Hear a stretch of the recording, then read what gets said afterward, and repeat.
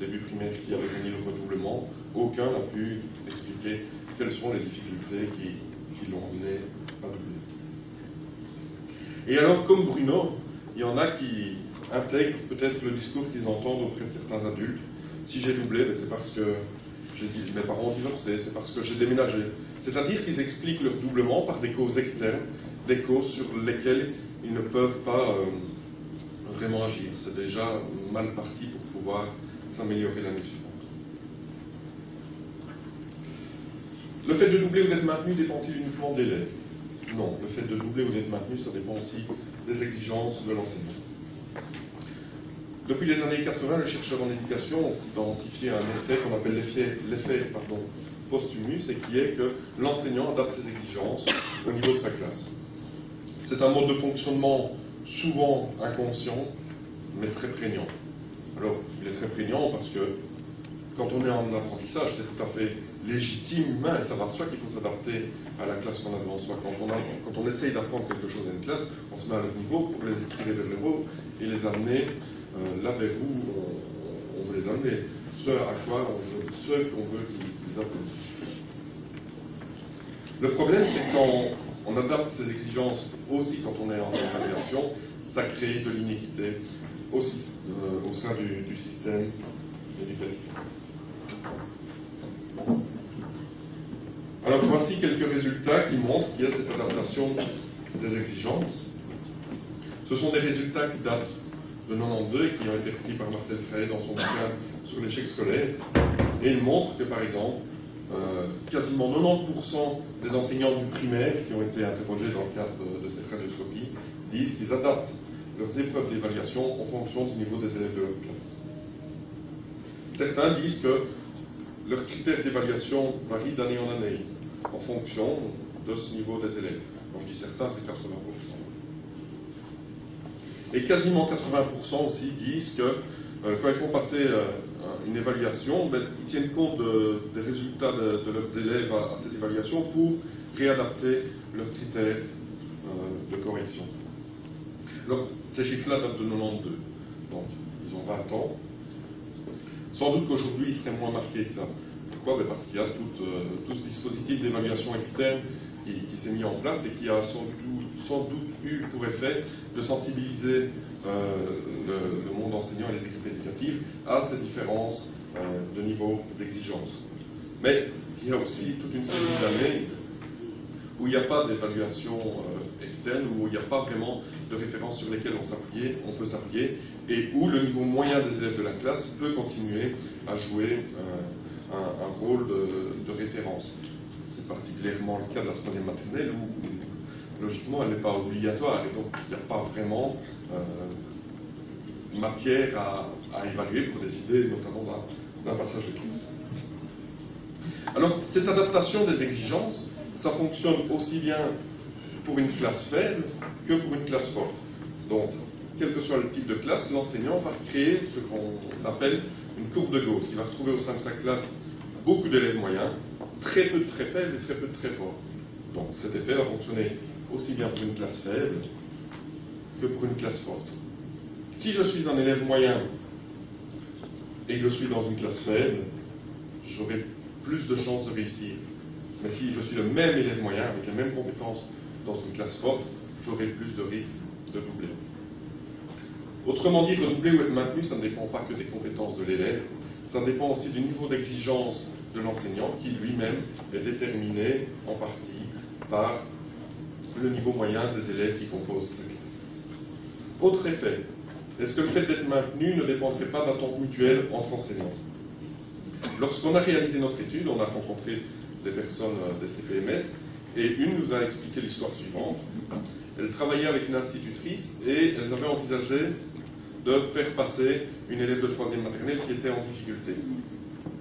Quand la personne des CPMS a fait cette proposition, l'institutrice a répondu « Oui, mais si je la laisse passer, qu'est-ce que mon collègue va dire?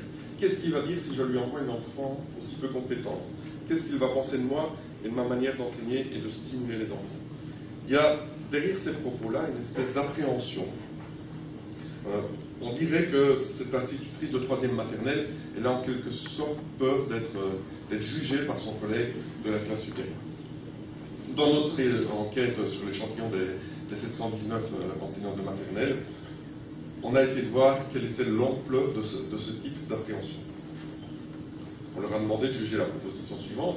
Vis-à-vis du collègue qui recevra ma classe l'année suivante, je n'ai pas le droit de laisser entrer en première primaire un élève pour la fine importante. Moins de 10% ne sont pas du tout d'accord. 25% environ ne sont pas d'accord. Quasiment 45% sont d'accord. Et 20% sont tout à fait d'accord.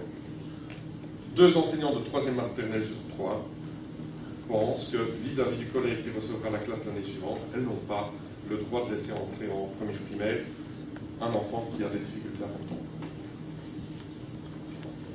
Ce n'est pas un phénomène qu'on observe qu'au niveau du maternel et du primaire.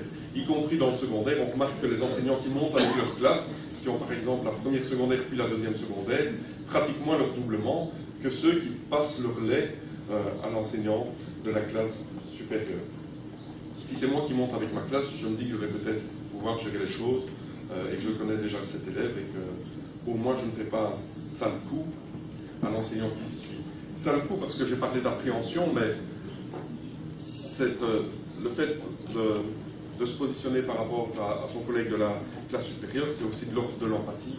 Ce n'est pas que de l'appréhension. Ce collègue qui va déjà avoir 25, 28 élèves dans sa classe de première primaire, qui va devoir apprendre aux enfants à lire, est-ce que je vais en plus aller lui mettre cet élève-là en difficulté qui va lui prendre une bonne partie de son temps?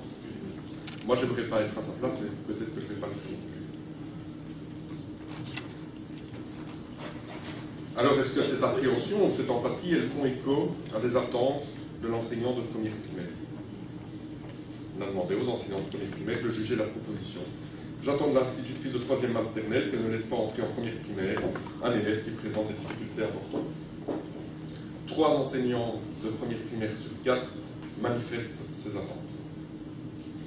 Avec de telles attentes, la 3e maternelle, elle risque de devenir une pré-première primaire. Une pré-première primaire où on va débuter des apprentissages formels de la lecture, de l'écriture, où on va commencer des opérations mathématiques. Et le développement de certains enfants qui sont en 3e maternelle ne leur permettra pas de faire face à des apprentissages de première primaire. Ils ne sont qu'en 3e maternelle. S'il suffit qu'ils soient un peu à la traîne par rapport aux autres, ils ne pourront pas faire face à ces attentes. Et donc là, des maintiens risquent d'être créés alors qu'ils n'ont pas raison d'être. Alors ces résultats, ils en éclairent un autre. On a regardé dans quelles écoles est-ce qu'il y avait le plus de maintien ou le moins de maintien. Et on remarque que dans les écoles qui n'organisent que de l'enseignement maternel, les taux de maintien sont systématiquement inférieurs chaque année. Dans les écoles qui n'organisent que du maternel, l'enseignant de 3e maternelle n'a pas de lien direct avec l'enseignant en première primaire qui va acquérir ses élèves. La prégnance de la relation est beaucoup moins forte. Donc on peut se dire on peut faire l'hypothèse que les attentes, elles jouent un rôle beaucoup moins important quand il n'y a que du maternel au sein de l'école. Quel est le profil des élèves maintenus? Caractéristiques clés des enfants maintenus, les garçons sont plus souvent maintenus. 2 hypothèses pour expliquer ça. Mais les garçons sont peut-être plus turbulents, ils ont peut-être plus de mal à... Ils ont peut-être plus de mal à s'asseoir, à rester à une table, et donc ils répondent peut-être moins facilement aux attentes de l'enseignant de première primaire. 2e hypothèse, vous savez que notre société est inéquitable en matière d'égalité homme-femme. Peu de femmes occupent des postes à responsabilité dans notre société. Il y a moins d'exigences de la société en général à l'encontre des femmes. Il y a une sociologue qui s'appelle Marie Durubellac, dans les années 90, qui a fait l'hypothèse que cette différence d'exigence envers les femmes dans la société, il n'est pas impossible qu'on la retrouve aussi au niveau de l'enseignement.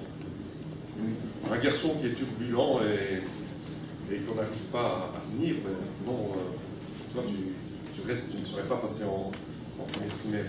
Une petite fille qui est un peu en difficulté, on va lui pardonner, c'est peut-être pas très grave. C'est une hypothèse. C'est une hypothèse.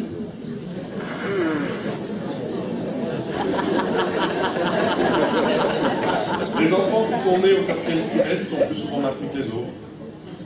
Plus on est tard dans l'année, plus on a de risque d'être maintenu. Et enfin et surtout, les enfants qui proviennent de milieux défavorisés sont plus souvent maintenus que les autres. Là encore, on peut faire des hypothèses pour expliquer ça. Peut-être que dans les milieux plus populaires, plus défavorisés, on n'attribue pas assez d'importance à l'école maternelle. Dans ces milieux-là, peut-être qu'on considère que la 3e maternelle, ben, c'est encore l'année où on joue, on n'apprend pas encore vraiment. Et donc, c'est pas tellement important de suivre l'enfant. C'est pas tellement grave si il ne va pas à l'école 1, 2, voire 3 heures par semaine. Ce n'est que la 3e maternelle. Peut-être que les enfants sont plus courbés s'il n'a pas envie d'y aller, il n'y va pas. Voilà.